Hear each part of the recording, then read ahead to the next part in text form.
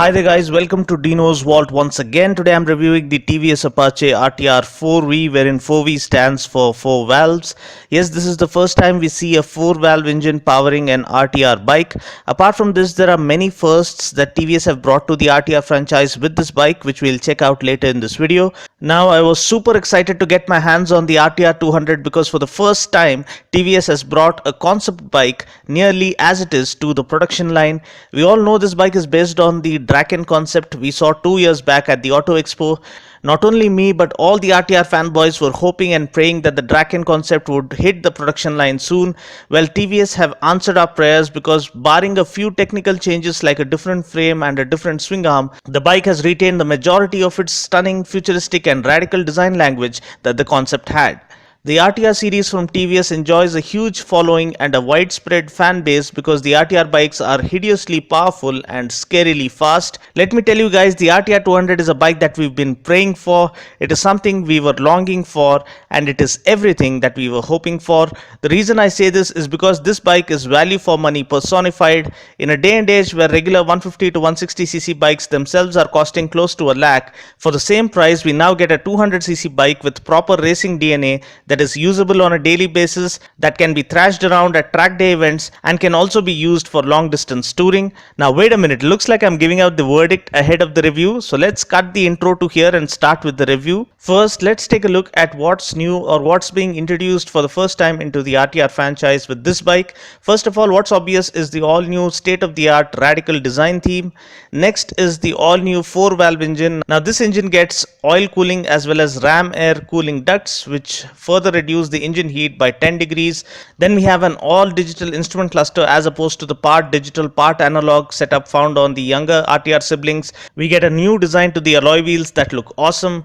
We also get race spec TVS Remora tires as well as the option of going with world class Pirelli tires. We get a bigger 240mm rear pedal disc on this bike when compared to 200mm one on the younger siblings. We get a split seat setup for the first time too. We get a double barrel stainless steel exhaust that sounds amazing. The most important addition or inclusion is that of the first ever monoshock on an Apache RTR bike, and trust me, it has done wonders to this all new brilliant chassis in enhancing its overall handling and agility.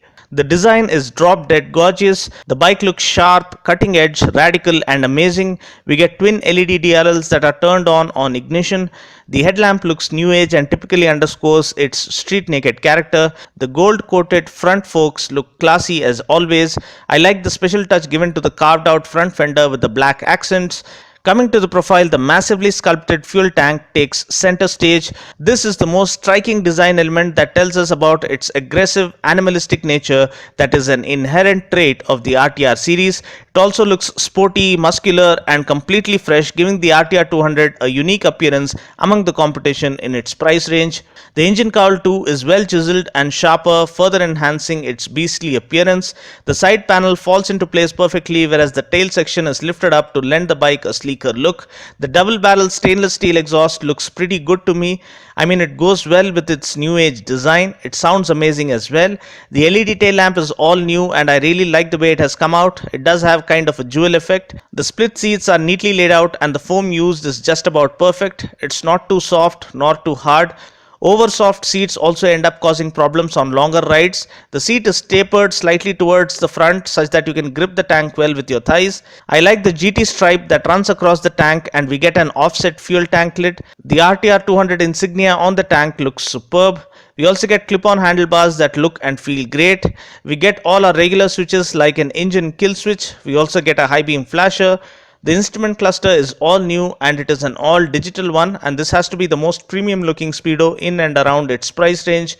The display contains the speedometer, tachometer, odometer, trip meters, fuel gauge, gear shift indicator, lap timer, top speed recorder and a clock. Talking about the engine specs, powering the RTR 200 is a 4-stroke, 4-valve, oil-cooled, single-cylinder 197.75cc engine that puts out a max power of 20.05 PS at 8,500 RPM and 18.1 Newton meters at 7,000 RPM. This comes mated to a 5-speed gearbox. The fuel-injected variant offers 1 PS of more power, however the torque figure remains the same. Now I got to ride the carbureted variant sporting the Remora tires. The fuel-injected variant hasn't arrived yet.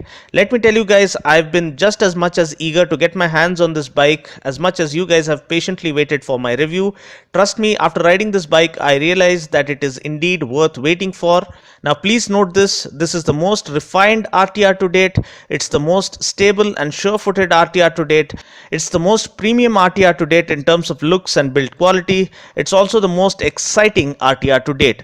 All the boxes have been ticked and all expectations surpassed as far as I'm concerned. The engine refinement level is something you need to experience for yourself. The seating posture is very slightly forward biased, but I believe you can tour on this bike effortlessly. The gears work flawlessly, the clutch feels lighter while on the run. We get an all new double cradle split synchro stiff frame. This combined with the rear monoshock makes this bike the best handling RTR to date. The power figures may not be all that appealing on paper, but when you ride the bike, it puts a smile on your face instantly. The excitement, the adrenaline rush, and the aggression that are the trademark traits of the RTR series are clearly evident on this bike as well. The RTR twins are well known for their throaty exhaust notes, but the RTR 200 for me comes in and simply takes the crown. It sounds awesome. Watch out for the exhaust note towards the end of this video. TVS have given this bike everything and it clearly shows when you look at it as well as when you take it out for a spin. Now talking about the brakes, we get a 270mm pedal disc up front and a 240mm pedal disc at the back. I rode the non-ABS model. The braking as it is was quite satisfactory. I believe it would get better with Pirelli tires on board. TVS guys say that the ABS variant is coming out soon, though there is no definitive date disclosed yet. Trust me, if and when the ABS variant comes out, this bike is going to eat into the market share of the Duke 200 for sure. Talking about the suspension, we get telescopic forks up front and we get a race-tuned KYB rear monoshock with precision-tuned compression and rebound damping. The suspension is not too soft nor too rigid. You can glide over potholes without them bothering you all that much. Talking about the wheels and tires, we get 17-inch wheels with a 90x90 tire up front and a 130x70 tire at the back. We get to choose from TVS Remora tires or Pirelli tires. The Remora tires do offer good road grip, however the Pirelli tires are worth the extra money. Talking about other noteworthy specs, ground clearance is 180mm, which is more than sufficient for our Indian road conditions. Seat height is 800mm, which I guess holds good for average height riders as well as taller riders. Shorter riders too can manage, I guess. Fuel tank capacity is 12 liters. Now talking about the mileage, I couldn't get hold of any mileage claim figure, but I guess you should be satisfied with anything around 40 kmpl given the excitement this bike offers. Price ex-showroom Hyderabad is around Rs 93,000 for the carbureted Remora tires variant, and you just need to pay around 5 grand more if you prefer Pirelli tires. Prices for the fuel injected variant and ABS variant are not yet available. I will keep you posted regarding the same in the days to come. So that's pretty much it for now. I just hope you found this video useful. Until next time, this is Dino saying ciao. Take care, God bless and ride safe.